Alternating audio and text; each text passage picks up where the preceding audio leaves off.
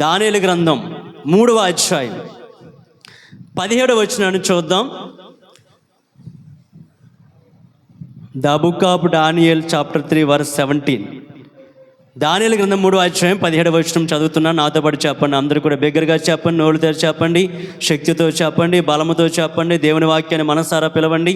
దానియేలు గ్రంథం 3వ అధ్యాయం 17వ వచనం నాతో చెప్పండి. మేము సేవించుచున్న దేవుడు మండుచున్న వేడిమి గల ఈ అగ్ని గుండంలో నుండి మమ్మును తప్పించి రక్షించుటకు సమర్థుడు మరియు నీ వశమున పడకుండా ఆయన మమ్మును రక్షించును.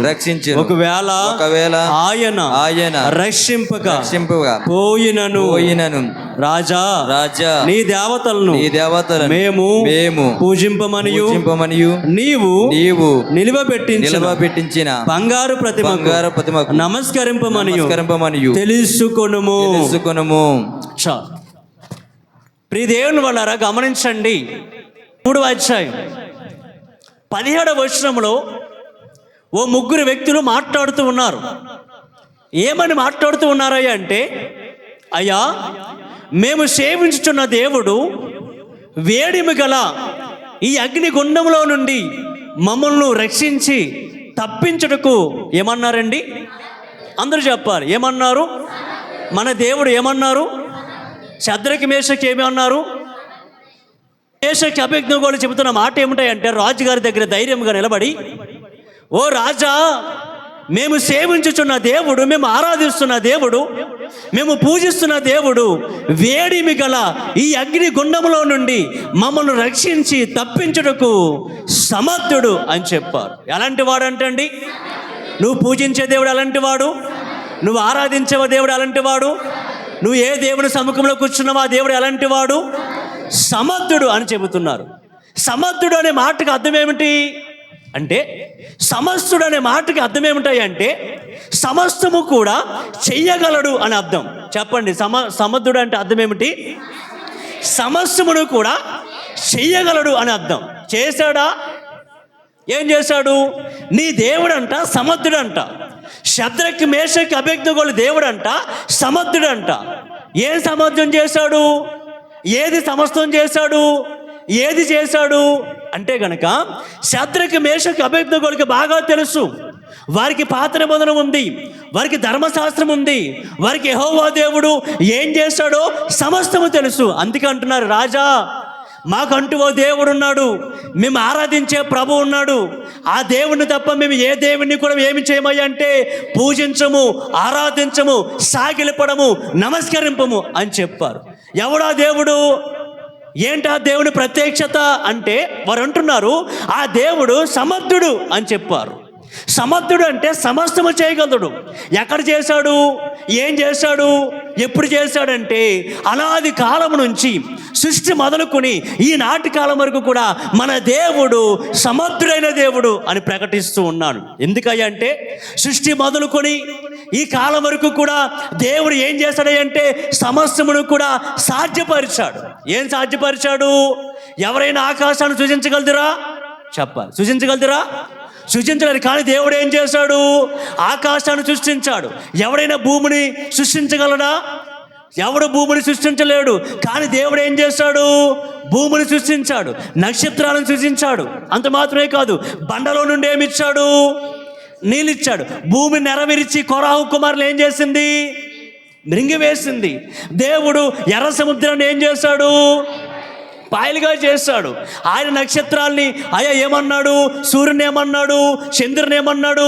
సూర్యుడా నీవు గిబియోనులో ఆగుము, చంద్రుడా నీవు అబియోనులో ఆగుము అంటే, సూర్యుని ఆపన సమర్థుడు, నక్షత్రాలను ఆపన సమర్థుడు, చంద్రుని ఆపన సమర్థుడు, సృష్టిని సృష్టించిన సమర్థుడు, భూమిని చేసిన సమర్థుడు, భూమిని రెండుగా చీల్చి కొరాహు తన సంతానముని కూల్చివేసిన సమర్థుడు, ఎర్ర సముద్రంలో నుండి ఇజ్రాయేల్ ప్రజల్ని బయటికి నడిపించిన సమర్థుడు. ఇలాగ బైబిల్ గ్రంథంలో ఏ మూలన, ఏ వచనం చదివినా, ఏ అధ్యాయం చదివినా, ఏ పుస్తకం చదివినా ఏం కనపడుతుంది అంటే, నువ్వు పూజించే దేవుడు.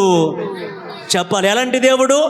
సమర్థుడైన దేవుడు. ఏదైనా సరే ఆయన చేయగలడు, సృష్టిని శాసించగలడు, భూమిని చేయగలడు, నక్షత్రములను చేయగలడు, నా వారని చేయగలడు, ఆకాశాల్ని విశాలపరచగలడు, జలముల మీద ఆత్మను ఏం చేయగలడు అంటే అల్లాడింపగలడండి. హల్లెలూయా. అది నీ దేవుని శక్తి. ఈరోజు చాలామంది యేసు నమ్మారు కానీ, మందిరానికి వస్తున్నారు కానీ, దేవుని ఆరాధిస్తున్నారు కానీ ఆయన శక్తి ఏంటో, ఆయన సామర్థ్యం ఏంటో, ఆయన యొక్క గొప్పతనం ఏంటో ఎరుగకుండానే బైబిల్ పట్టుకొచ్చేసి ప్రభుని ఆరాధన చేసేస్తూ వెళ్ళిపోతూ ఉన్నారు. అయ్యా, నీ కోసం చనిపోయిన వాడు మాత్రమే కాదు, తను కాపాడుకోలేని వాడు మాత్రం కాదు దేవుడు. నీ కోసం చనిపోయింది తను కాపాడుకోలేక కాదు, నీకు విజయ జీవితం ఇవ్వడానికి ఆయన బండ నుంచి లేచాడు సమర్థుడు, ఆయన ముద్రను గెలిచాడు సమర్థుడు, ఆయన సమస్తమును సాధ్యము చేశాడు సమర్థుడు, ఆయన మరలా ఆరోహణమయ్యాడు సమర్థుడు. నీ కొరకు ఏదైనా చేయడానికి అలా ఎలా ఉన్నాడయ్యా అంటే సమర్థుడైన దేవుడు. చెప్పండి, ఈరోజు మన పాఠం ఏమిటయ్యా అంటే, మన అంశం ఏమిటయ్యా అంటే సమర్థుడైన. చెప్పాలి, ఏ దేవుడు? నువ్వు ఏ దేవుడి సముఖంలో కూర్చున్నావు? నువ్వు ఏ దేవుని ఆరాధిస్తున్నావు? నీ దేవుడు ఎలాంటోడు? సమర్థుడైన దేవుడు. సమర్థుడైన దేవుడు. ఏదైనా చెయ్యి, అది రోగమైనా చెప్పాలి, అనండి, అది రోగమైనా, అది ఉద్యోగమైనా, అది బలహీనత అయినా, అది ఇల్లు అయినా, అది అప్పు అయినా, అది పాపమైనా, అది ఏదైనా సమస్తము కూడా ఏం చేయగలడయ్యా అంటే చెయ్యగల శక్తిమంతుడు. అందుకే అబ్రహాం అంటాడు, ఆదికాండం 17:1 దేవుడు ప్రత్యక్షమై అబ్రహాముతో మాట్లాడుతున్నప్పుడు అబ్రహాం అంటాడు, you are a almighty God అన్నాడు. నువ్వు ఎలాంటి వాడువో తెలుసా? సర్వశక్తి మంతుడు అని చెప్పాడు. అంటే నువ్వు ఏదైనా చేయగలదు. నా భార్యను రాజు చేతుల నుంచి రక్షించిన సమర్థుడు. ఇస్సాకు నేను బలిచ్చినప్పుడు ఇస్సాకును తప్పించడానికి నువ్వు సమర్థుడువు. నేను ఐగుప్తు దేశంలో ఉన్నప్పుడు, కానాను దేశంలో ఉన్నప్పుడు విగ్రహ ఆరాధన నుంచి నన్ను రక్షించుకున్న సమర్థుడువు అని చెప్పి you are a almighty God, నువ్వు సర్వశక్తిమంతుడు అని చెప్పాడు. అందుకే దేవుడు అంటే ఎవరో తెలుసా? సమస్తము చేయగలవాడు. ఆయన సర్వశక్తిమంతుడు, ఏదైనా చేయగలవాడు. ఇది చేయలేడు, అది చేయలేడు అనేటువంటి వాడు దేవుడు కాదు. ఇప్పుడు నేనున్నానా? నేను హిందీ చదవలేను, ఎందుకంటే నేను ఎవరిని కాదు, మాట్లాడలేరు. నేను ఎవరిని కాదు, నేను దేవుని కాదు. నేను ఇప్పుడు విమానాన్ని నడపలేను, ఎందుకు నడపలేను? నేను ఎవరిని కాదు, నేను దేవుని కాదు. నేను ఇప్పుడు ఒక షిప్ను నడపలేను, ఎందుకని? నేను ఎవరిని కాదు. ఒక జ్వరం వచ్చిన వాడిని నేను బాగు చేయలేను, ఎందుకని? నేను ఎవరిని కాదు, దేవుని కాదు. కానీ దేవుడు సమస్తము చేయగలడు. అది ఏదైనా, ఒకటని లేదు, రెండని లేదు, లెక్కకి మించి ఏదైనా సరే చేయగలడు. చేశాడు, చేసుకుంటూ వచ్చాడు. తన సామర్థ్యం ఏంటో చూపించాడు బైబిల్ గ్రంథంలో. నిన్ను చేశాడు, నీకు అవయవములు ఇచ్చాడు, నీ వెంట్రుకలను చేశాడు, అన్నీ చేశాడు. ఆయన సమర్థుడు, సర్వశక్తిమంతుడు అని అందరం కూడా గమనించాలి. మన దేవుడు శక్తిమంతుడు, సమర్థుడు అని మీ అందరికీ తెలియపరుస్తున్నాను. అసలు గాడ్ అనేదానికి, దేవుడు అనేదానికి అర్థం ఏమిటో తెలుసా? సృష్టించేవాడు, రక్షించేవాడు, నాశనం చేసేవాడు. చెప్పండి, దేవుడు అంటే ఎవరు? సృష్టించినవాడు, రక్షించినవాడు, నాశనం చేసేవాడు. క్రియేట్ చేసినోడు. దేవుడు అంటే సేవ్ చేసేవాడు. దేవుడు అంటే డిస్ట్రాయ్ చేసేవాడు, అంటే నాశనం చేసేవాడు అని అర్థం. దేవుడు ఏదైనా చేయగలడు. నిన్ను నిలబెట్టగలడు, నిన్ను నిలబెట్టగలడు, నిన్ను పడగొట్టగలడు, నిన్ను హెచ్చించగలడు, నిన్ను శిక్షించగలడు, నిన్ను దీవించగలడు, నీకు దీవెన లేకుండా కూడా చేయగలడు. బైబిల్ అన్నీ చేశాడు, అన్నీ పెట్టాడు. ఒక్కొక్కరికి ఒక్కొక్క ఉదాహరణ పెట్టాడు. ఈరోజు ఒక్కరి గురించి మనం జ్ఞానం చేద్దాం.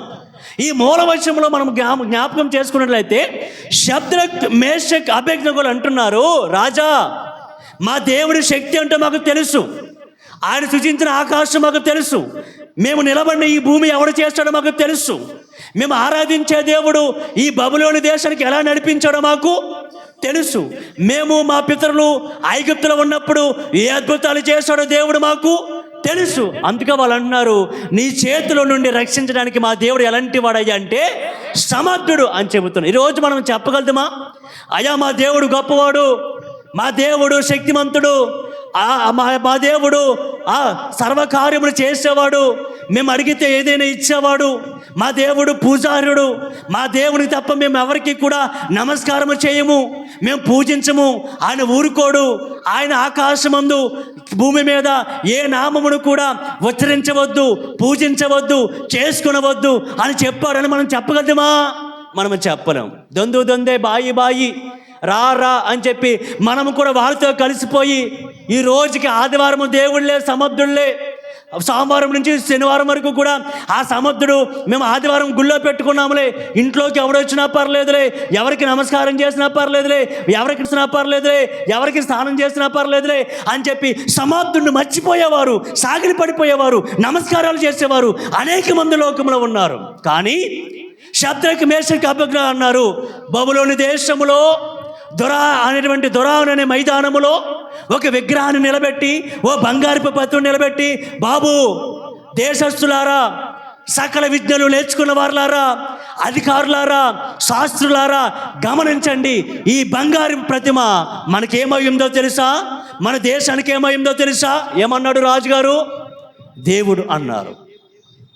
దానియేలు గ్రంథం 3వ అధ్యాయం కనుక మీరు చదివితే, బబులోను దేశపు రాజు బబులోను దేశంలో మైదానములో ఒక విగ్రహాన్ని నిలిపి, అయా సకల విధములు సకల భాషలు మాట్లాడేవారులారా, దేశ ప్రజలారా, ఇతడు సమర్థుడు, ఈ విగ్రహం సమర్థుడు, ఈ వెండి సమర్థము, ఈ బంగారము సమర్థము, ఈ ఇతనికి మీరు ఏం చేయాలి అంటే, ఈ బొమ్మకు మీరు ఏం చేయాలి అంటే పూజించండి, ఆరాధించండి.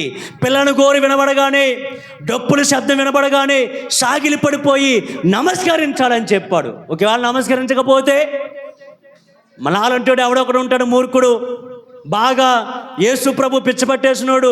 అందుకే ముందే చెప్పాడు, ఒకవేళ మీరు యేసు ప్రభు యెహోవా పిచ్చపట్టిన వాళ్ళు ఉంటే, ఒకవేళ మీరు పూజించకుండా ఉంటే, మీరు భక్తి శ్రద్ధల మీద నిలబడితే మీకేం చేస్తున్నారో తెలుసా? ఏం చేస్తానన్నాడండి? అగ్నిగుండంలో పడవేస్తానని చెప్పాడు.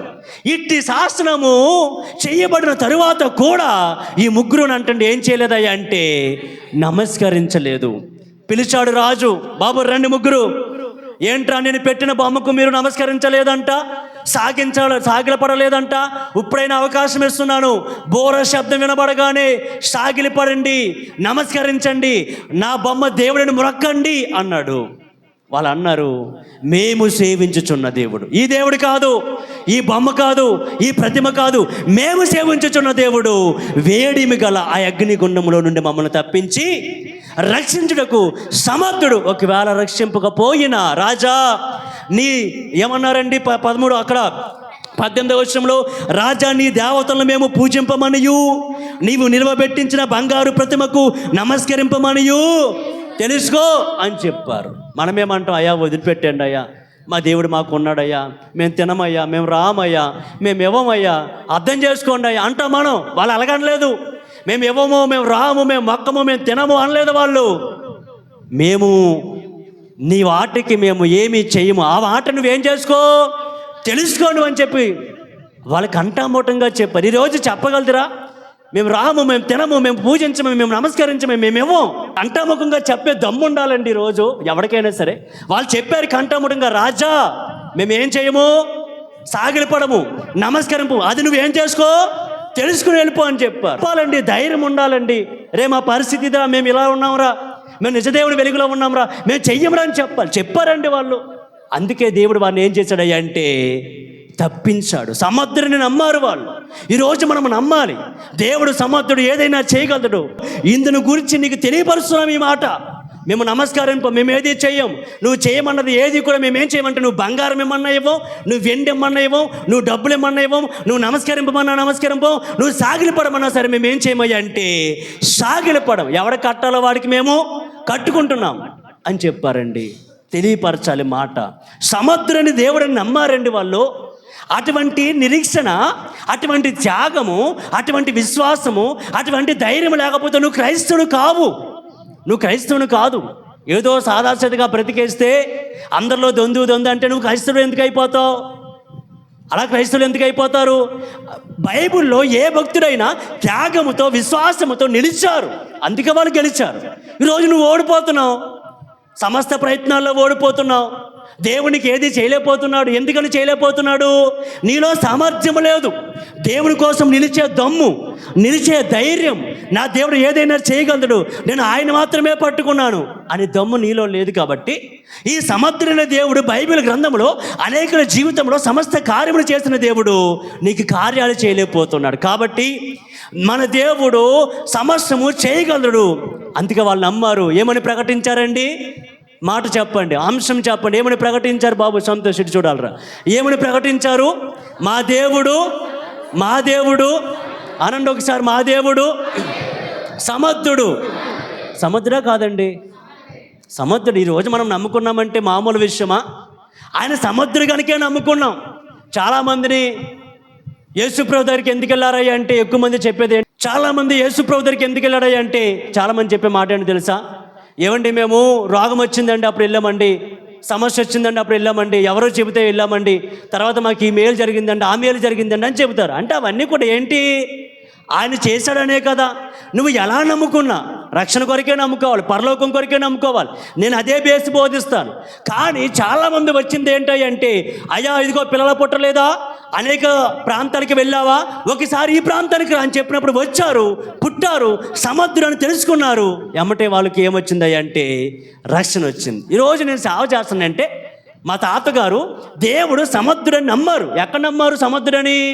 పిల్లలు లేరు, సూర్య నమస్కారాలు చేసేవారు, తర్వాత సిద్ధాంతిగా ఉండేవారు, ప్లాన్లు వేసేవారు, బాగుని సుబ్బారావు బోధలు చేసేవారు, అన్నీ చేసేవారు. కానీ ఒక ఆయన చెప్పాడు, బాబు బాగుని సుబ్బారావు, తలారు సుబ్బారావు, నువ్వు ఎన్నో ఎన్నో మొక్కుతున్నావు, పూజిస్తున్నావు, ఎన్నో వాటిని ఆరాధిస్తున్నావు, కానీ నీకు పిల్లలు లేరు కదా. అవునండి, పిల్లలు లేరు. అయితే యేసు ప్రభు నమ్ముకో, ఆయన సమర్థుడు, పిల్లలు ఇవ్వడానికి సమర్థుడు అని చెప్పాడు. ఈయన అన్నాడు సమర్థుడండి ఆయన. మనం గమ్మున నోరు జారిపోతాం. ఏ నోటైతే మాట పలికాడో వాళ్ళ దారినే పోషణ ఇచ్చాడనమాట. ఎంత గొప్ప ఆశ్చర్యము! ఏ కులాన్ని అయితే పేరెత్తాడో ఆ కులమే పోషించింది, ఆ కులము ద్వారా ఇచ్చేటువంటి సొమ్ములే తినేలాగా చేసేసాడు. కాబట్టి మాటలు మనము సరిగ్గా మాట్లాడాలి. దేవుడు ఏదైనా చేయడానికి సమర్థుడు అని నమ్మాలి అని మీ అందరికీ తెలియజేస్తున్నాను. వీళ్ళంటే నమ్మారండి. రక్షించేవాడురా బాబు, తప్పించేవాడురా బాబు, ఒకవేళ తప్పించకపోయినా మేము మాత్రం ఏం చేయమో తెలుసా, బ్రొక్కమన్నారు. అదండి విశ్వాసం, అదండి గడుసు. అంతేగాని అయిపోయి ఎందుకులే తట్టబుట్ట సద్యార్థం అయిపోయింది, మనమేమో కానానీలము, మేము ఇప్పుడేమో బబులోని దేశానికి వచ్చాం, ఈ దేశం అంత కాదు, ఈ రాజు మనోడు కాదు, ఇక్కడ ఉన్న వాళ్ళు మనోళ్ళు కాదు. వీళ్ళు అందరూ ఎక్కడి నుంచి వచ్చారు తెలుసమ్మా మీకు? ఇర్మియా గ్రంథం 32 అధ్యాయం చదివితే అక్కడ ఉంటుంది అనమాట 26వ వచనంలో. వీళ్ళందరూ అండి ఎక్కడి నుంచి వచ్చారు తెలుసా? ఎక్కడి నుంచి వచ్చారు? కానాన్లో నుండి వచ్చారండి. దానియేలు గారు, షద్రక్ గారు, మేషక్ గారు, వీళ్ళందరూ కూడా బబులోని దేశానికి చెరపట్టబడి వచ్చారండి. కానీ వాళ్ళు ఏం నమ్మారో తెలుసా? చెరపట్టబడి వచ్చిన శక్తిమంతుడని నమ్మారండి. దేశం మారినా దేవుని వదిలిపెట్టలేదు. చెప్పండి, ఈ మాట ఎంత బాగుందో. దేశం మారినా దేవుని వదిలిపెట్టలేదు. వాళ్ళది ఏ దేశం? కానాను దేశం. బబులోని దేశానికి వచ్చారు, చెరపట్టబడి వచ్చారు, దొంగిలించబడి వచ్చారు, చెరగా తీసుకురాబడ్డారు. దేశం మారింది కానీ ఏం మారలేదు? దేవుడు మారలేదు. ఈరోజు